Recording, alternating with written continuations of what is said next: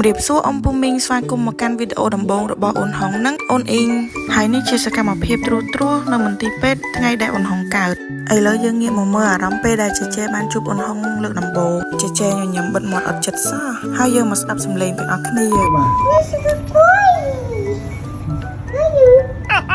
ដោយសារតែទឹកភ្លួននៅតិចពេកដូច្នេះហើយធ្វើឲ្យម៉ាមីសម្រេចចិត្តសម្រាប់អូនហុងដោយវេះកាត់ភ្លាមអូនហុងមានទម្ងន់3គីឡូ7ខាំចុះមកដល់អូនអ៊ីងវិញអូនអ៊ីងជាក្មេងម្នាក់ដែលឆ្លាតតែរពឹសខ្លាំងហ្មងអីក៏ឆ្ងល់អីក៏លេងបានដែរតែចម្លែកអីពេលមានប្អូនណាអូនដឹងអូនយល់ដូចជាមនុស្សធំអញ្ចឹងហើយអូនអ៊ីងស្រឡាញ់អូនហុងខ្លាំងហ្មងតាំងពីថ្ងៃអូនហុងកើតណាជាចែសុំពោអូនរហូតនិយាយទៅថាដូចមានអ្នកព្រានអញ្ចឹងប៉ុន្តែជាក់ស្ដែងណាអូនគ្រាន់តែមើលម៉ាម៉ាពោ baby ក៏អូនចេះពោតាមដែរ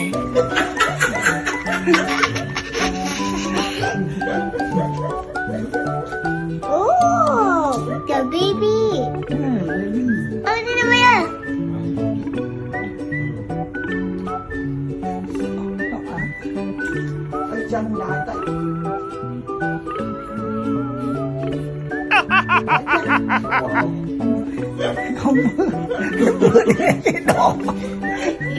នៅថ្ងៃបន្តមក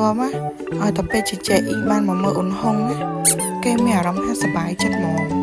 រំភើបមកជ្រួលច្បល់មិនមែនជ្រួលរឿងអីណាគឺជ្រួលចង់ឡើងមើលប្អូនពួកអីប្អូនណាដាក់នៅលើក្រេបាត់ហើយ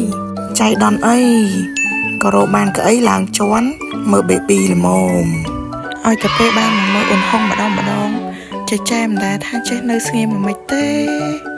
ឲ្យលវីមឆ្វេចឆ្វាច់តែមិនទៅណាឆ្ងាយពីអូនហុងគេទេនិយាយពីថាសុំពោអើយសុំពោរហូតហ្មងណាពោថើបស្រឡាញ់ប្អូននោះស្រឡាញ់សូមបញ្ជាក់ត្រង់នឹងដែរពេលដែលអូនអ៊ីងពោអូនហុងណា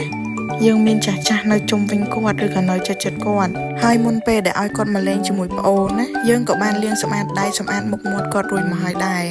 ចាសម្លាញ់អើយ